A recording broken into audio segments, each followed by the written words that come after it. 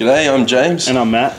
This is the first edition of many to come for XTV. It's a new online Xstatic video. We're going to bring you interviews from bands, musicians and local promoters. And in addition to that, we'll be looking at local music news, a preview of what's to come in the upcoming edition of Xstatic, and also a gig guide for the coming week. Sit back and enjoy.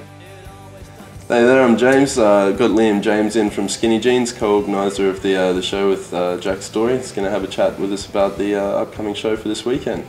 So I guess, what bands have you got playing, man? This weekend, Saturday, we have headlining, we've got the Crazy 88s, and we've got King Carousel, Chocolate Bedrock and Monte Carlo Scene Stealers up from Hobart, and Stalking Ella Scott, which are a college band up from the coast. Oh, brilliant. So, I mean, Skinny Jeans been running for a while now. I believe it's your 12th show, is that right? It's our 12th show. We've been running for 10 months now. Yeah. So, like, what are some of the things you're hoping to achieve by running the shows? Well, I guess what we started off with, what we wanted to achieve when we started, was it was really to start to boost local music, to boost the places where bands could play, and to boost attendance to gigs and get more excitement around the local music scene.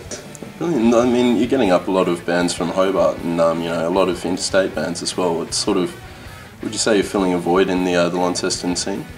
I think definitely not to big ourselves up, but definitely it was another thing we really, after the first couple, decided that we wanted to close that gap between Hobart and Launceston, and I think that's something we've done in Launceston. We've brought a lot of Hobart acts up and shown people there's a lot of good stuff going on statewide.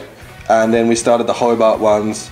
We've had one of those and we've planned a couple more ahead, and that's where we want to try and get some Launceston bands down to Hobart and mixing the scene to kind of make people realise that it's not that big a trip down to Hobart or to Launceston, and the music scene needs to be a lot tighter. And we've just started to get a couple of coast bands from Devonport and Burnie booked in at Skinny Jeans in the coming months, and we want to kind of tighten up that northern scene as well a bit. I guess, what would you say to people at home who, you know, might be watching this? What would you say to get them out and, you know, coming along to a show?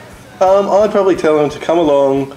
Even if you don't think you like music, there's a lot on. We put a good mix of music on. There's be something for everyone, and it's just a fun night in a fun place, and yeah, it's good, I think. I hope so.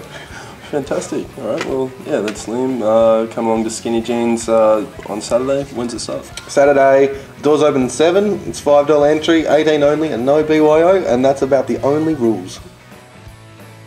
G'day, I'm here with Bree McShane, who was lucky enough to talk to Sydney-based band The Jezebels this week for our cover story. Bree, what did you learn about the band? Yes, I talked to guitarist Sam Lockwood while they were in Germany promoting their debut album Prisoner, and they're coming down to Tasmania this weekend. Yeah.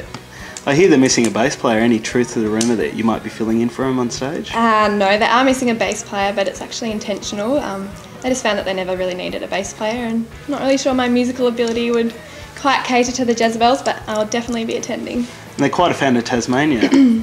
Yes, they said that they loved visiting Tasmania and especially liked Hobart, which is a bit disappointing, but they're coming to Launceston on Saturday and I'll definitely be going to watch their gig. Oh, enjoy yourself. Thank you. G'day, I'm James, back again with Alex Druce. Drucey, I understand that you're in a Flaming Lips song.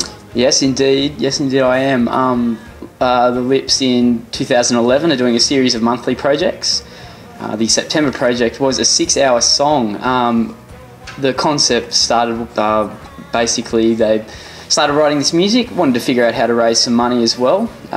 So they decided to offer fans a chance to get their name cryptically encoded somewhere in the song whilst donating money to the Humane Society of Oklahoma City. Well, how'd that come about? How'd you hear about it? Well, I got an interview with Wayne Coyne, the Flaming Lips frontman, in Xstatic this week, and he just mentioned it to me. Yeah, basically what the band had been doing and the theory behind the 6-hour song, and you know, the challenges of recording something like that. So, as it turns out, the song's been released, and at the 96-minute mark, Sean Lennon, of all people, reads my name out. There's some kind of weird effects in the background, but yeah, I'm actually famous now, so. And how's it feel to hear yourself in a Flaming Lips song? Oh, pretty good. I've basically been taking my iPod around with me everywhere and just random people showing them, yeah, you know, it's kind of a good icebreaker, so, yeah. Yeah, thanks. Yeah.